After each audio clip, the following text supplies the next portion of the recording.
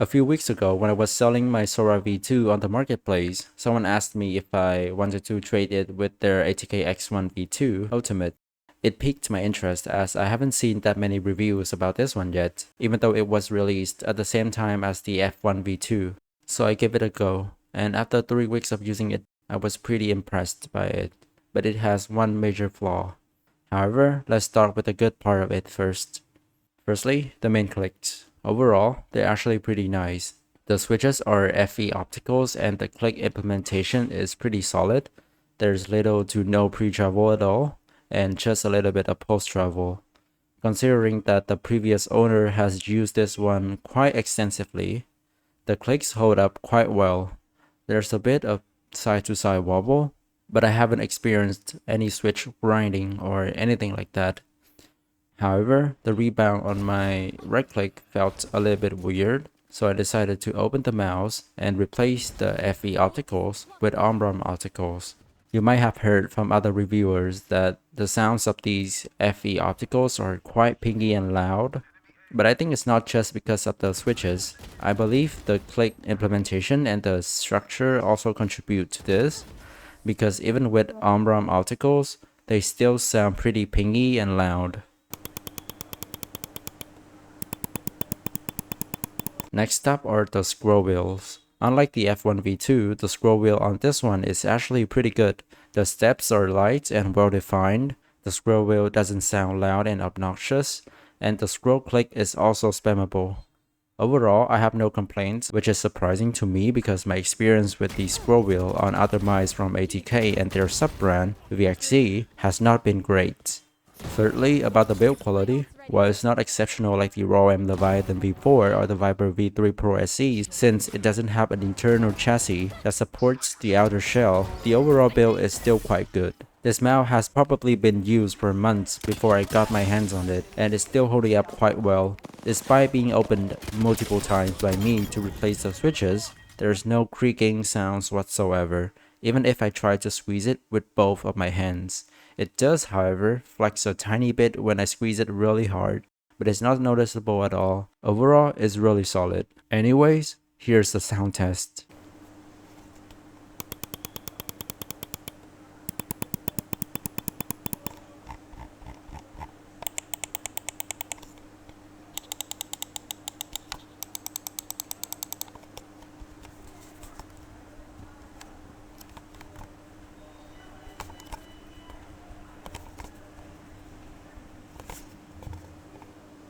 Fourthly, similar to the F1 V2, this ultimate version in silver also has a metallic coating. It feels really smooth to the hand, but it also gets really grippy when it's a bit moist. I personally really like this coating, but if you live in areas that are rather dry, or if your hands doesn't usually sweat, I wouldn't recommend using this without grip tapes. On the other hand, if you live in humid areas like I do, or if your hand sweats a lot, you can comfortably use it without any grips. Fifthly, about the sensor, it has a PAL 3950 Ultra sensor, and I haven't experienced any sort of sensor hiccups, delays, or the lift-up distance being weird or anything. It feels perfectly fine. It also comes with an 8K dongle out the box, so again, not much to complain here. About the skates, they are not exceptional, but they're still usable. The edges are rounded properly, and they feel smooth. They are a bit slow though. But the battery is really good, as there's a huge 800 mAh batteries inside it. For comparison, the Viper SE has a 300 mAh battery in it, and the raw Leviathan V4 has a 500 mAh one. Ever since I bought it 3 weeks ago, I haven't had to charge it once, and I don't even know what percentage the battery was when I first got it. Lastly, the software. In my opinion, ATK has the best software out of any brands that I've tried. It's web-based, the UI is clean, and it has every single feature that you need. It has 0.1mm LOD adjustments, sensor rotation, and the options to adjust the DPI on both the X and Y axis. However, there's also ATK own ads when you first log into the WebDriver, but it's not too intrusive, and that is the good part. Now, for the bad part of the mouse. Firstly, the design choices, specifically the shape and side buttons. While it is just another Viper V3 clone, some of the changes that ATK made are a bit questionable. Firstly, the side button's positions is a little bit weird. So normally, the space of the side buttons should align with the sensor, as you can see here with any other mice that I have.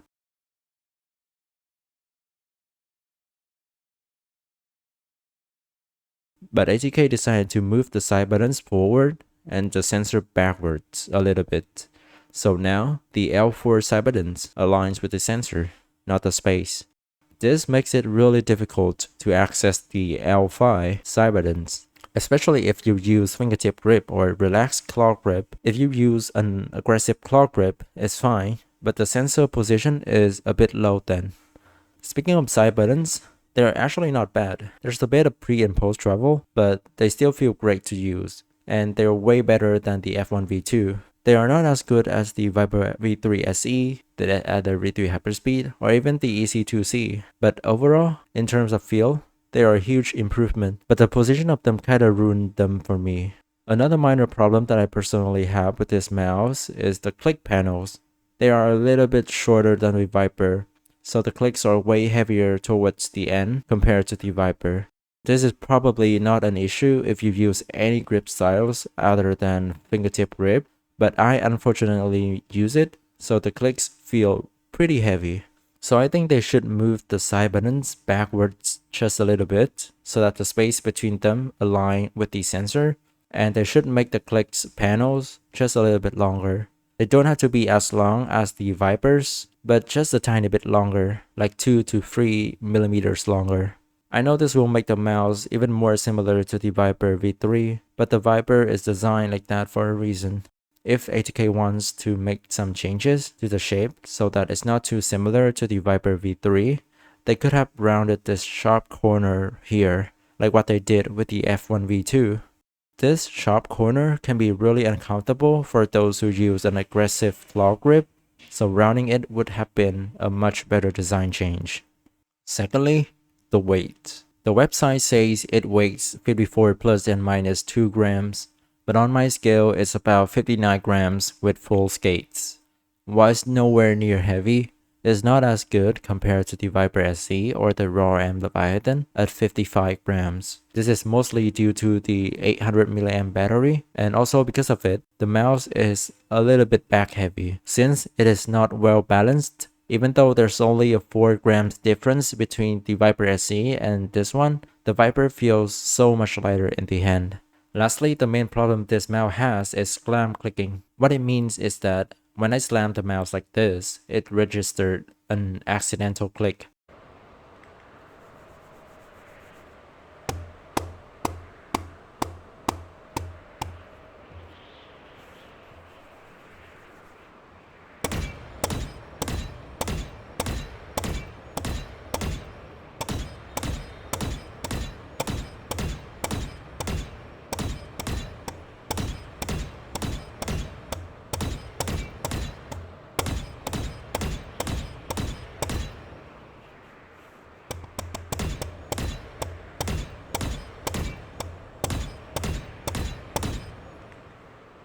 This is a fatal flaw and can make the mouse unusable for those who use a low sensitivity, which requires a lot of lifting and placing the mouse back down. Personally, I don't mind this issue, but I did notice it sometimes when I was playing Apex. If you use a high sensitivity and you don't usually lift your mouse, I don't think this would affect you much. However, if you use a low to medium sensitivity, I would not recommend this mouse. In conclusion, on the surface, the mouse is really decent. Most of the features, like the clicks, scroll wheels, skates, etc. feels nice, and I don't have much complaint about them, but the flaws kinda ruined it for me. The weight balancing being a little bit off doesn't feel great in game.